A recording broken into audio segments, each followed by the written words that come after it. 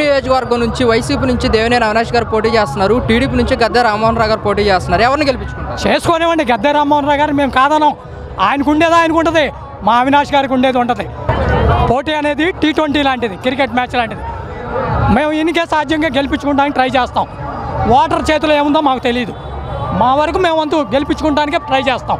ఎందుకని దేవినేని అవినాష్ గారిని గెలిపించుకుంటామనే కంటాపదంతో ఆయన ఇప్పటి నుంచే వర్కింగ్ మొదలెట్టాడు.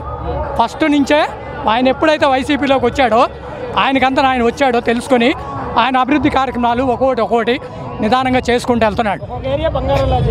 మా ఏరియా ఉంది, రోపు లేదు, రోప్ వేసాడు, మెట్లు ఉన్నాయి, మెట్లు హ్యాండిల్స్ వేసాడు, స్ట్రీట్ లైట్లు వేయించాడు తన సొంత డబ్బుతో. అలా చేసుకుంటూ వస్తున్నాడు. అందుకని మేము గెలిపించుకుంటాం.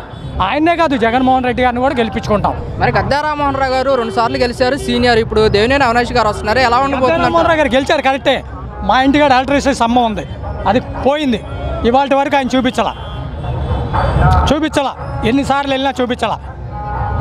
చూడండి ఎక్కడ వ్యత్యాసం ఉంది. ఇక్కడికే 2, ఈ ఏళ్ళు పెద్దది, ఈ ఏళ్ళు చిన్నది. తను చిన్నోడైనా తెలుసుకొని ప్రజలు ఏది చెప్తే అది ఎమ్మటే చేసి పెడుతున్నాడు. అది అందుకనే మాకు అభిమానం.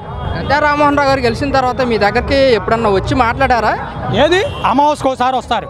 ఇవాళ నాయకుడు అనేవాడు ప్రజల గుండెల్లో ఉంటే ఇదంతా అవసరం లేదండి, వాళ్ళే వెళ్ళి ఓటేస్తారు. దేవినేని అవినాష్ గారు తూర్పు నియోజకవర్గానికి ఎందుకు కావాలంటే మీరేం చెప్తారు? ఎందుకు కావాలంటే ఆయన అభివృద్ధి పనులు చేస్తున్నాడు, గెలవక ముందే చేస్తున్నాడు, గెలిపించుకుంటే ఇంకా చేస్తాడని మా ఆశ. చేయిస్తాం, గెలవపోయినా చేస్తాడు. మాకంత ధీమా వచ్చింది. అది ఆయన ఎమ్మెల్యే అయితే ఇంకా చేస్తాడని మా అది మాకు కావాల్సింది. గద్దె రామ్మోహన్ గారు 10 ఏళ్ళు గెలిచారు, ఎలాంటి అభివృద్ధి కార్యక్రమాలు చేయలేదంట. ఆయన ఫస్ట్ గన్నవరం నియోజకవర్గంలో 2 ఆకులు ఇండిపెండెంట్గా గెలిపించాం మేము. రత్నబోస్ గారు అని ఆయన ఎవరో ఉన్నాడు గన్నవరంలో, అక్కడ మేము గెలిపించాం. తర్వాత ఇక్కడికి వచ్చాడు, ఓడిపోయాడు. ఇప్పుడు పెంచాడు, ఇప్పుడు 2 సార్లు గెలిచాడు. ఏది అభివృద్ధి కార్యక్రమం ఏం చేశాడు? మేము మా ఇంటికి లైట్లు లేవు, కరెంట్ లేదు, రోడ్డు మీద వెయ్యాలి అంటే ఇంత మటుకు చూపించలేదు.